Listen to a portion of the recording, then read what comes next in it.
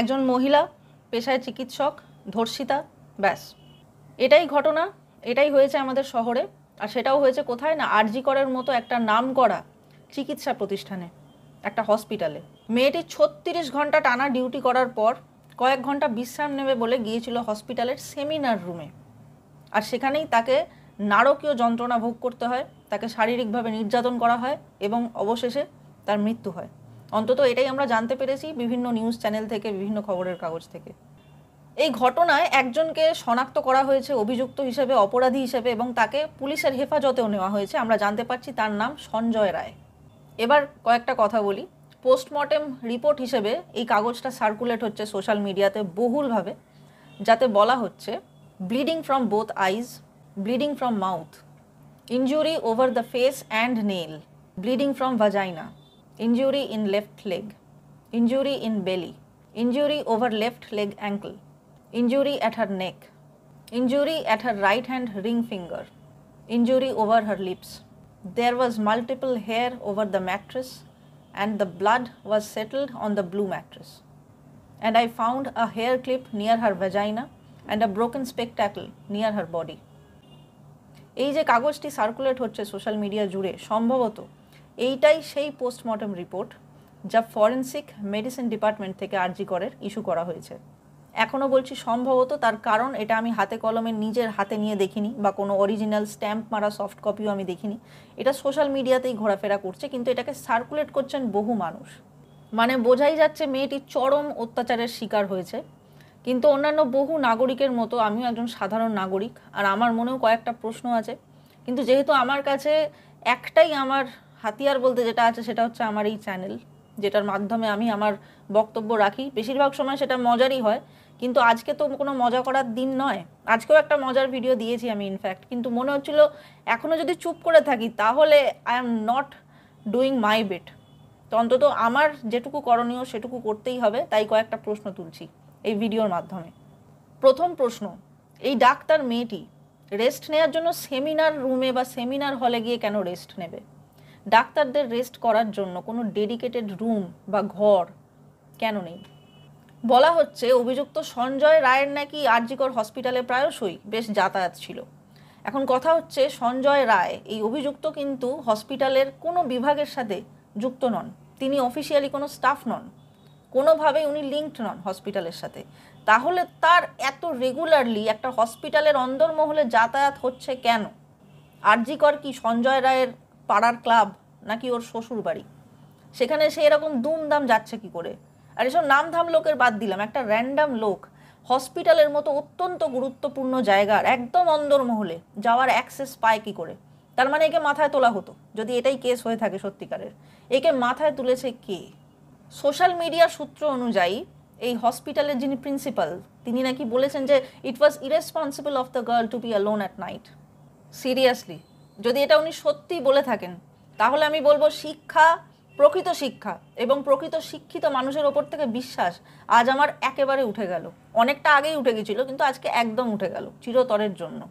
কারণ এই কথা একেবারে সেই অশিক্ষিতদের কথারই রিপিটেড ভার্সন, মানে ইংরেজি সংস্করণ, যারা বলে থাকেন যে একটা মেয়ের ধর্ষিত হওয়ার পেছনে নাকি তার নিজের পোশাক আশাক এবং বডি ল্যাঙ্গুয়েজই দায়। অর্থাৎ একটা মেয়ে যদি ধর্ষিতা হয় তার দায় তার নিজেকে নিতে হবে, কোনো বিকৃতকাম পুরুষের নাকি এতে কোনো দোষ নেই। একটা মেয়ের জামা কাপড়, তার বডি ল্যাঙ্গুয়েজ নাকি আরেকজনকে প্রভোক করে তাকে এসে রেপ করার জন্য। কেন প্রথমে বলা হয়েছিল যে মেয়েটি আত্মহত্যা করেছে? ধর্ষণের অভিঘাত কীরকম হতে পারে তার আমাদের একটা মোটামুটি ধারণা তো আছে। তাহলে যখন মৃতার শরীর ওই কন্ডিশনে পাওয়া গেল, তখন সেটা দেখে কি করে এত অভিজ্ঞ মানুষের মনে হলো প্রথমে যে এটা একটা আত্মহত্যার ফলাফল? উই ওয়ান্ট জাস্টিস বলে বহু ডাক্তারি ছাত্রছাত্রী বিক্ষোভে নেমেছে, এবং আমি মনে প্রাণে চাই তাদের এই বিক্ষোভ যেন সফল হয়, এবং যে অপরাধী বা অপরাধীরা যদি এটা অনেকে মিলে করে থাকে, তাহলে প্রত্যেকটা লোক যেন দৃষ্টান্তমূলক শাস্তি পায়। এই কাজ করার আগে যেন লোকে 10 বার ভাবে যে কি তাদের সঙ্গে হতে পারে। কিন্তু তার আগে আমার আপনাদের কাছেও একটা অনুরোধ আছে, আবেদন আছে বলতে পারেন। এরপরেও যদি কোনো তথাকথিত সোশ্যাল মিডিয়া ইনফ্লুয়েন্সার বলেন যে মেয়েদের পোশাক আশাক, তাদের কথাবার্তা, বডি ল্যাঙ্গুয়েজ, দৃষ্টিভঙ্গি তাদের ধর্ষিতা হওয়ার জন্য, অত্যাচারিত হওয়ার জন্য দায়ী, তাহলে প্লিজ বোকার মতো তাদের কমেন্ট সেকশনে গিয়ে ঠিক বলেছেন দিদি, ঠিক বলেছেন দাদা, এগুলো লেখা বন্ধ করুন।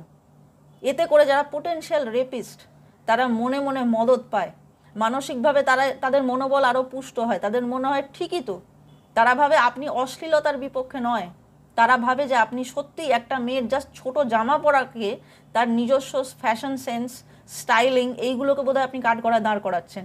আর সেই কাঠগড়ায় দাঁড় করানোর পর মেয়েটিকে অপরাধী সাব্যস্ত করা এবং তার জন্য জল্লাদের ভূমিকায় নেমে যাওয়া বোধহয় এই রেপিস্টদের নিজেদের দায়িত্ব বলে মনে হয়।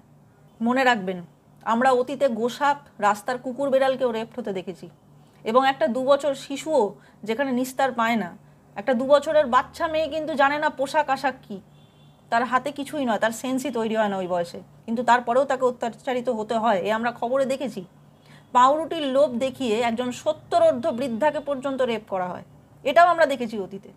তিনি একজন ভিখারিনী, তাকে খাবার দেওয়ার লোভ দেখিয়ে ডেকে নিয়ে গিয়ে করা হয়েছে জিনিস। তাই প্লিজ আজকের দিনে অন্তত পোশাকের দোহাই দেবেন না।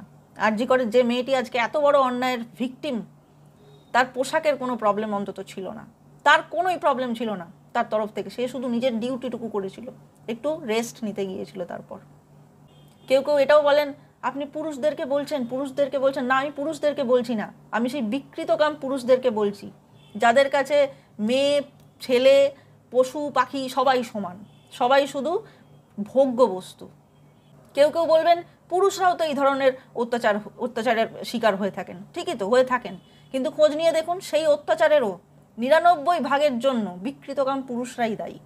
তবে আমি তাও অবাক কেন হই না জানেন?